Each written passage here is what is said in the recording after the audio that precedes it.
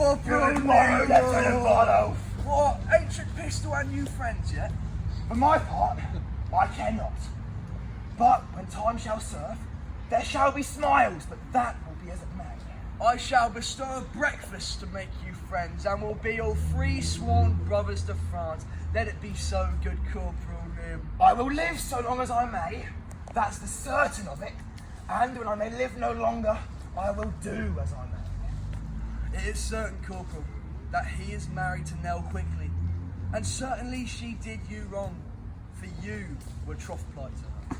Men may sleep, and they may have their throats about them at such times. And some say knives have edges. There must be conclusions. Here comes Ancient Pistol and his wife. Good Corporal, be patient. How now, mine host Pistol? Base time. Call'st thou me, host? Now by his hands I swear I scorn the turn, nor shall my nail keep lodges. No, by my troth, not for long. For we cannot lodge and board a dozen or 14 gentlewomen that live honestly by the prick of their needles. Till we thought we capable, yes, stretch! Well a day! If you will not draw now, we shall see nothing but wilful adultery and murder committed. Good Lieutenant, good Corporal, offer nothing here. Pish! Pish for thee, Iceland dog! Thou put in it, cur of Iceland! Show thy valour and pardon yourself! Will you shut off? I would have you soulless! Soulless, egregious dog, oh viper vile! The soulless in thy most marvellous face, the soulless in thy teeth, and in thy throat, and in thy hateful lungs, yea, in thy maw, birdie, and which is worse, within thy nasty mouth. I do retort with soulless in thy bowels, for I can take, and pistols cockers up, and flashing fire will follow. If you grow foul with me, Pistol, I will scour you with my rapier, as I may in fair terms. If you would walk off, I would prick your guts a little, in fair terms, as I may. And that's the humour of it. Oh, braggart Valentine! Furious white! The grave doth gape, and doting death is near. Therefore exhale! Hear me, what I say. He that strikes the first strike, I'll run him up to the hilts, as I am a soldier. An oath of mickle might, and fury shall abate. Oh, give me thy fists! Thy forefoot to me give thy spirits utmost all gone. I will cut thy throat, one time or another. And that's the humour of it. Couple of gorge, that is the word. I thee to fire again. Oh, hound dog creep, and you think minus pistol! You must come to my master Anduos that he is very sick. Put to bed. Good Bardolph. Put thy face between his sheets. Do the office of a warming pan. Faith, he's very ill. Away the road. By my troth, he'll yield the cruel pudding one of these days. The king has killed his heart! Good husband, come on presently. Come, shall I make you two friends? We must to France together. Now why the devil should we keep knives to cut one another's throats? Let floods o'erswell, and fiends for food howl on. You'll pay me the 8 shillings I won of you at betting. Base is the slave that pays. That now I will have. That's the humour of it. As manhood shall compound.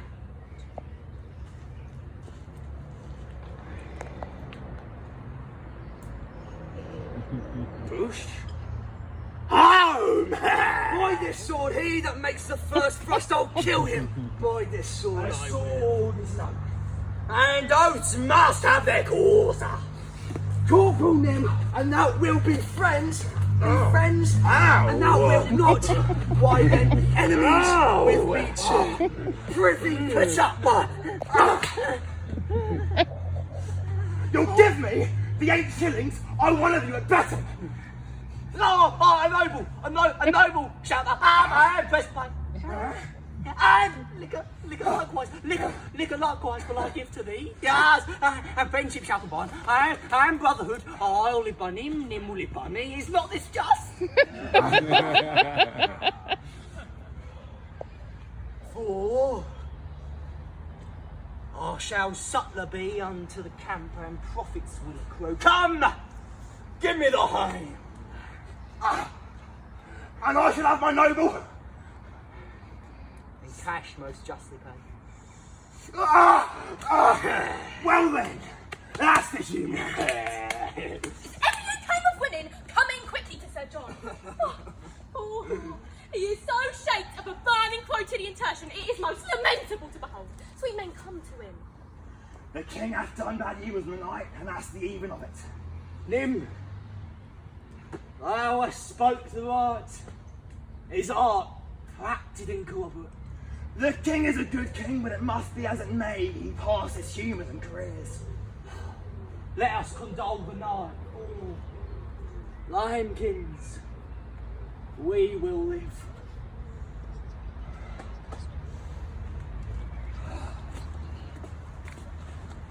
The French, advised by good intelligence of this most dreadful preparation, shake in their fear and with pale policy seek to divert the English purposes.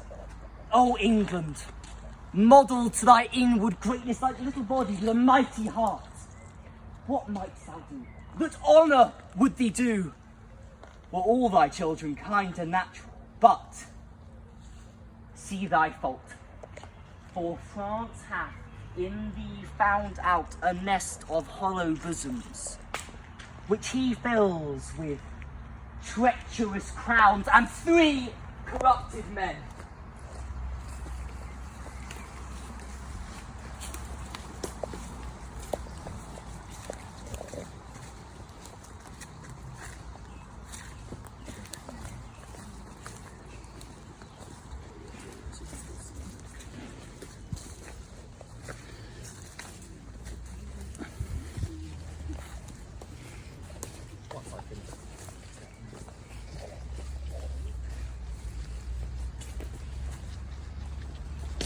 One, Richard, Earl of Cambridge, and the second, Henry, Lord Scroope of Masham, and the third, Lady Elizabeth Grey, Knight of Northumberland, hath, for the guilt of France, oh guilt indeed, confirmed conspiracy with fearful France, and by their hands this grace of kings must die if hell and treason hold their promises ere he take ship for France.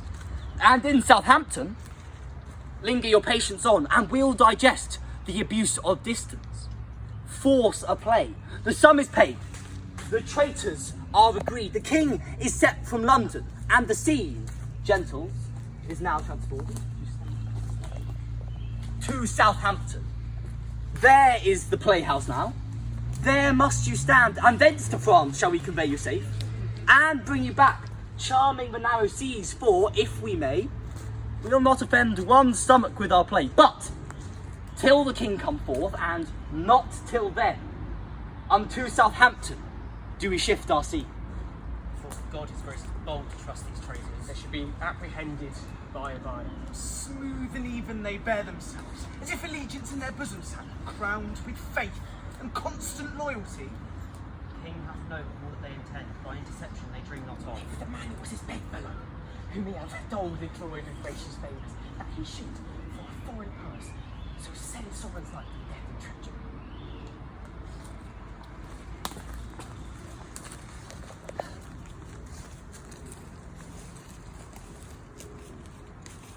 Now sits the wind fair, and we will aboard. My Lord of Cambridge, and my kind Lord of Masham, and you, my gentle knight, give me your thoughts. Think you not that the powers we bear with us will cut their passage through the force of France? No doubt, my liege, if each man do his best. I doubt not that, since are we well persuaded, we carry with us not a heart from hence that grows not in a fair consent with ours, and nor leave not one behind that doth not wish success and conquest to attend on us. Never was a monarch better feared and loved than is your majesty. True. Those of your father's enemies have steeped their gauds in honey and do serve you with hearts created of duty and zeal. Therefore we have cause of great thankfulness. Service shall with steeled sinews toil to do your grace incessant services. We judge no less. Uncle Exeter, enlarge the man that was committed yesterday, that railed against our person. We consider it was excess of wine that set him off, and on his more advice, pardon him. That's mercy, my lord, but too much security. Let him be punished, sovereign, lest example breed by his sufferance more of such a kind. Let us yet be merciful. Let us be merciful and yet punish too. Sir, you show great mercy if you give him life after the taste of much correction. Alas, your too great love and care for me are heavy arisings against this poor wretch. If little faults proceeding on distemper shall not be winked at, how shall we stretch our eye when capital crimes, chewed, swallowed, and digested, appear before us? We will yet enlarge that man, though Cambridge, Scroop, and Grey, in their dear care and tender preservation of our person, would have him punished. And now to our French cause. Who are the late commissioners? I won, my lord. Your highness bade me ask for it today. As did you me, my liege? And I, my royal sovereign. Then, Richard, Earl of Cambridge, there is yours. They're yours, Lord Scroop of Masham, and Sir Knight Grey of Northumberland, the same as yours. Read them and know, I know your worthiness. Now, Uncle Exeter, we will aboard tonight. Why? How now, gentlemen? What see you in those papers that you lose so much complexion? Look ye, see how they change. Their cheeks are paper. Why? What readest you there that hath so chaste and cowarded blood out of appearance? I do admit my fault, and do submit me to your highness' mercy. Which we all appeal. The mercy that was quick in us but late, by your own counsel is suppressed and killed. You must not dare, for shame, to talk of mercy, for your own reasons turn into your bosoms as dogs upon their masters, worrying you. See you, my noble princes and peers, these English monsters. My Lord of Cambridge, you know how apt our love was to accord to furnish you with all appurtenance belonging to your honour. And this man hath, for a few light crowns, lightly conspired unto the practices of France to kill us here in Hampton, to the which this knight, who is no more bounty bound to us than Cambridge here, hath likewise sworn. But oh, what shall I say to thee, Lord Scroop? Thou cruel, ungrateful, savage, and inhuman creature! Thou that didst bear the keys to all my counsels, that knewest the very bottom of my soul, that almost mightest coined me into gold. Wouldst thou have practised on me for thy use? Is it possible that foreign hire out of thee extract one spark of evil that might annoy my finger? It is so strange. Though the truth of it stands off as gross as black and white, my eye will scarcely see it. Treason and murder, ever kept together as two yoke devils sworn to either's purpose. And whatsoever cunning fiend it was that hath wrought upon thee so preposterously, hath got the voice in hell for excellence. If that same demon should with his lion gait walk the whole world, he might return to Vasty Tartarback and tell the legions, I can never win a soul so easy as that Englishman's. How hast thou, with jealousy, infected the sweetness of Athens? Show men dutiful? Why? So didst thou. Seem they grave and learned? Why? So didst thou. Come they of noble family? Why? So didst thou. Seem they religious? Why so didst thou, or are thy spare in diet? For this revolt of thine methinks is like another fall of man. Their crimes are open, arrest them now unto the answer of the law, and God acquit them of their practices.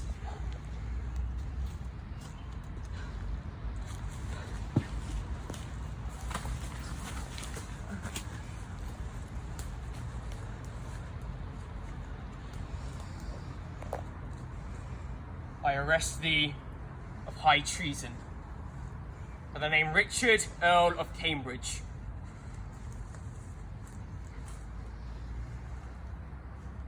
I arrest thee of high treason, by the name Henry, Lord Scroop of Masham.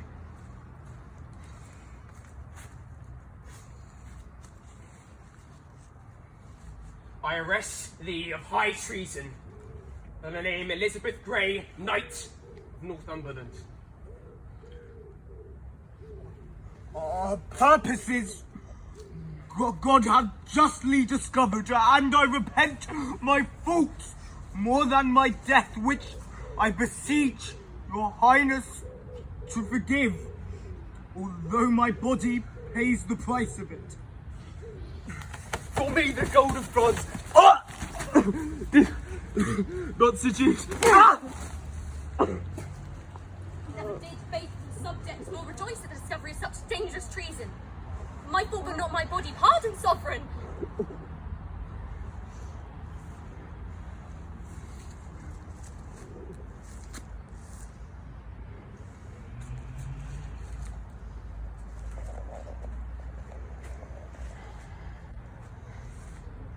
God quit you in his mercy. Hear your sentence. You have conspired against our royal person, joined with an enemy proclaimed, and from his coffers received the golden earnest of our death, wherein you would have sold your king to slaughter, his princes and peers to servitude, his subjects to oppression and contempt, and his whole kingdom into desolation. Now, touching our person, seek we no revenge, but we our kingdom's safety must so tender, whose ruin you have sought, that to her laws we do hand you. So get you therefore hence, poor miserable wretches, to your deaths, and God in his mercy give you patience to endure for all your dear offences. Bear them hence.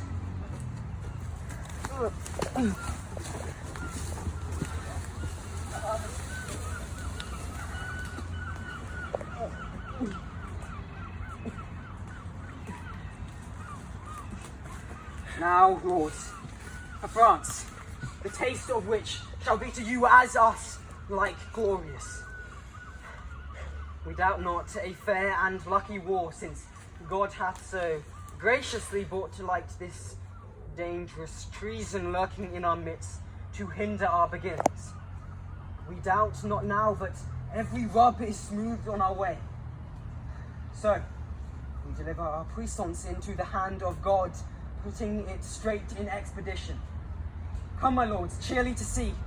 Signs of war advance.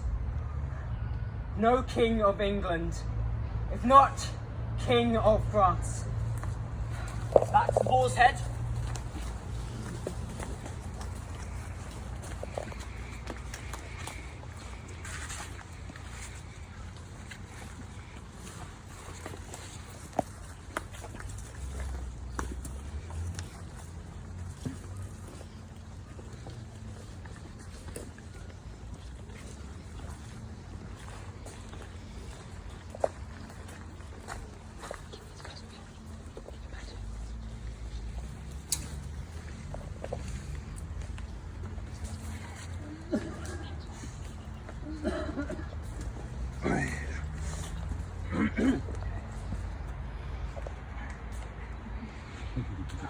Honey, sweet husband, let me bring thee to stay. No!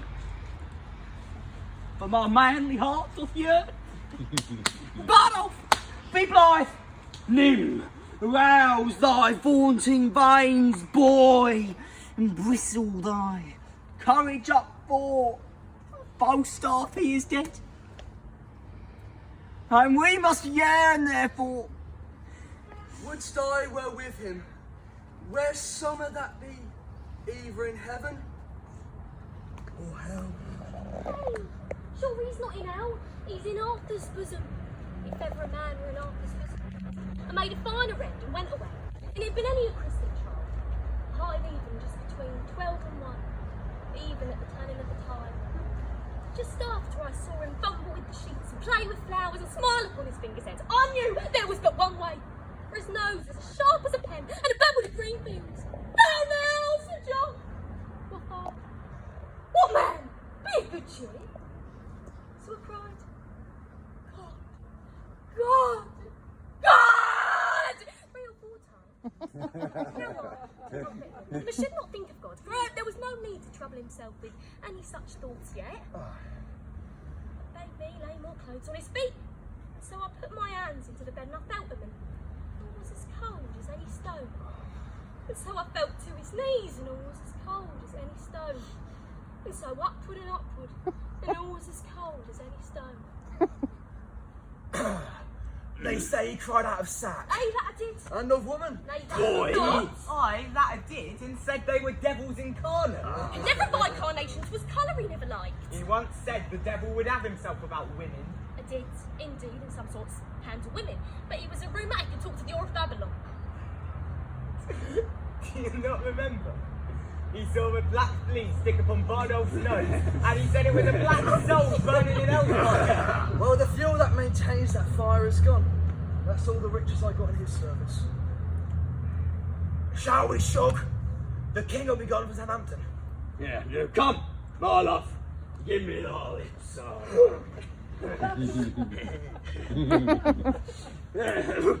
Oh yeah. Look to my chattels and my movables. Let senses rule. The word. Pitch and pay. Trust no one. For oaths are straws. Men's fakes. Wafer cakes. And hold fast is the only dogma, Duck. Therefore, Cavato be thy counsellor. Go. Clear the crystals. Yoke fellows in arms. Let us to France like horse leeches, my boys, to suck. To suck? The very blood to suck. But an awesome food, they say. Yeah, touch her soft mouth and march. Farewell, hostess. I cannot kiss. That is the humour of it. But adieu.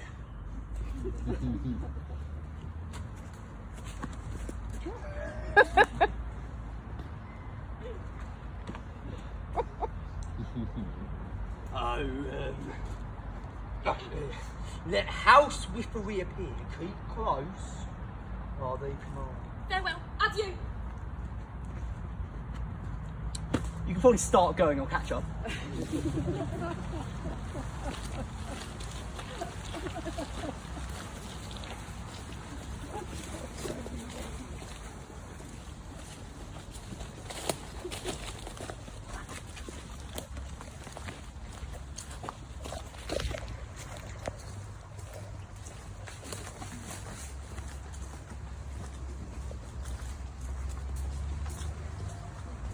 We're off to the French court, by the way.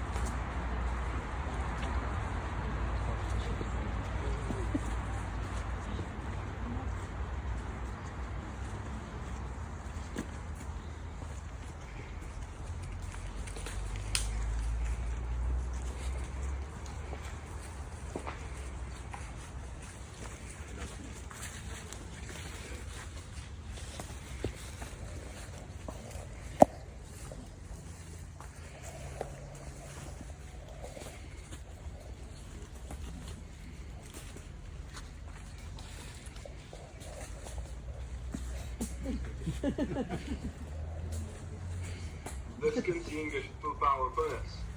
And more than carefully it does concern us to Goyle and our defences therefore. You Dukes of Berry, Bretagne, of Bourbon of Orléans shall make forth. And you, Prince Dauphin, lying in your empire are towns of war, men of courage and means to defend it. For England, his approach makes us fierce as the water to the sucking of a gulf. It fits then to be provident in our response, as fear may teach us out of late examples left by the faithful and neglected English upon our fields. My most redoubted father, it is most meet we arm ourselves against the foe, for peace itself should not so dull a kingdom, though war, nor no quarrel in question, but that defences, musters, and preparations should be collected, assembled, and maintained as they were in expectation. Therefore, I say, 'tis meet we all go forth to view the sick and feeble parts of France, and that we do so with no show of fear, no more than if we heard that England were busy with a Whitsun Morris star. For my good liege, she is so idly king, her sceptre so fantastically borne by a vain, giddy, shallow, humorous youth, that fear attends her not. Ah, peace, Prince Dauphin. You are too much mistaken in this king. Question your grace the late ambassadors with what great state he heard their embassy. Well, my lord high constable, 'tis no matter, even if it were. In cases of defense, 'tis best to weigh the enemy more mighty than he seems.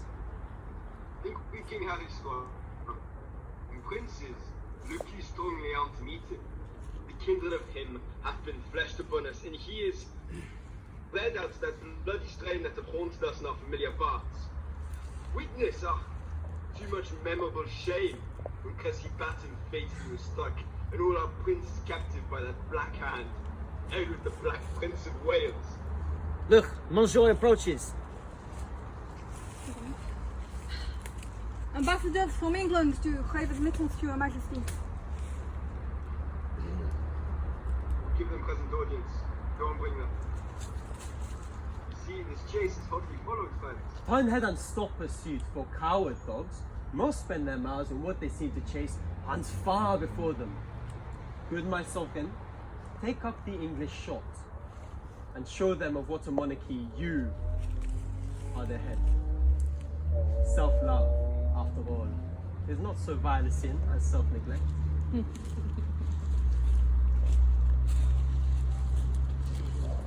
Oh, my brother, England. From him, and thus he greets your Majesty. He wills you, in the name of God Almighty, that you divest yourself and lay apart the borrowed glories that by gift of heaven, by law of nature and of nations, belongs to him and his heirs, namely the crown, and all wide-stretched honours that pertain by custom and the ordinance of times unto the crown of France. That you may know, 'tis no sinister, nor no awkward claim, plucked from the wormholes of long-vanished days, nor from the dust of old oblivion rate. He sends you this most memorable line. in every branch truly demonstrative, willing to overlook this pedigree. And when you find him evenly derived from his most famed of famous ancestors, Edward III, he bids you then resign the crown and kingdom, indirectly held from him, the native and true challenger. Or what else follows? Bloody constraint. For if you hide the crown, even in your hearts there will be rape for it. Therefore, in fierce tempest is he coming, in thunder and in earthquake like a Jove, and bids you, in the bowels of the Lord, deliver up the crown. And to take mercy on these poor souls, for whom this hungry war opens his vasty jaws, and on your head, this is his claim. He's threatening. With my message. Oh, unless the Dauphin also be in presence here, to whom expressly I bring greeting We will too. consider of this further. Tomorrow shall you bear our full intent. Now back to our brother England. For the Dauphin, I stand here for him.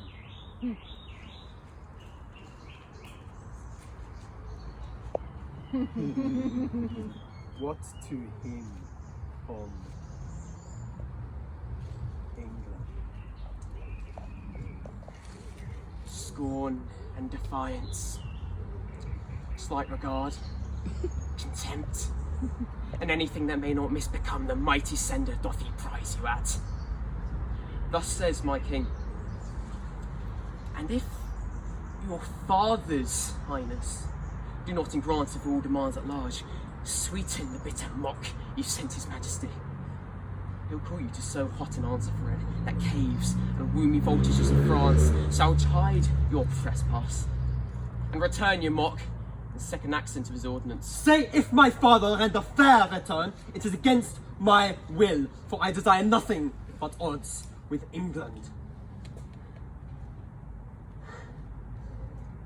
To this end, and in matching with his youth and vanity, I did present him with the Paris Bonds. He'll make your Paris Louvre shake for it. Tomorrow shall you know our mind is full. Dispatch us with all speed, lest my king come here himself and question my delay. For he is footed in this land already. You'll soon be dispatched with bad conditions. A night is but small breath and little force to answer matters of this consequence. Thus, with imagined wing, our swift sea flies in motion of no less celerity than that of thought. I'm going to need your help here. Can you come in a circle around me, please? Go do some enthusiasm.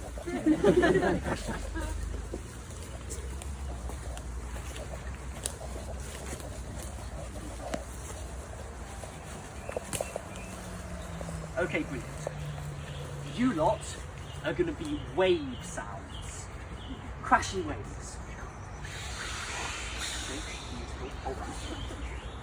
Wind.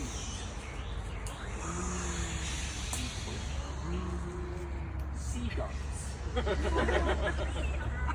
Yeah, fantastic. Keep that going. You've got the hardest one. It's ship boys climbing enthusiastically on rope. Yeah, brilliant. I love that enthusiasm. And special job for later. You'll know when I point it. Thus, with imagined wing, our swift scene flies in motion of no less celerity than that of thought.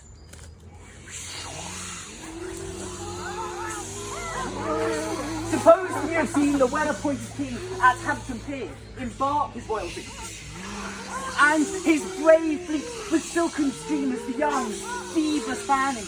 Play with your fancies, and in them behold, upon the hempen tackle, ship boys climbing.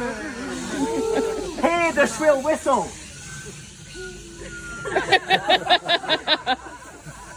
Okay, it was good. We stop, give order to sound confused. Play with your fancy. And then behold the ship comes. Behold the threatened sails, borne with the invisible and creeping wind. Draw the huge bottoms through the furrowed sea. Breasting the lofty surge. Oh, do but think, you stand upon the ravage and behold a city on the inconstant billows dancing. For so appears this fleet majestical, holding due course to Harfleur. Follow, follow. And leave your England as dead midnight still, guarded with grandsires, babies and old, either past or not arrived to piths and puissance. For who is he whose chin is enriched by one appearing hair that will not follow these curled and choice-drawn cavaliers to France?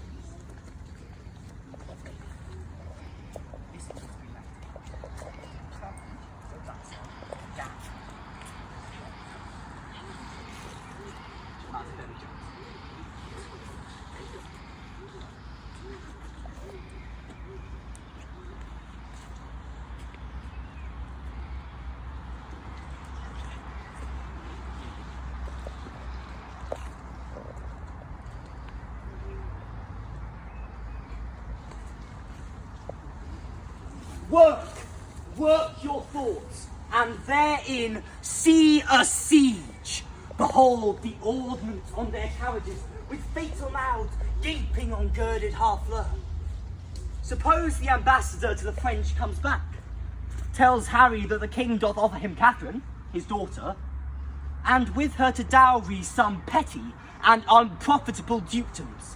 The offer lights not, and down goes all before them cannon sound effects. More cannons, all's going down, and down goes all before them still. Be kind and eke out our performance with your mind.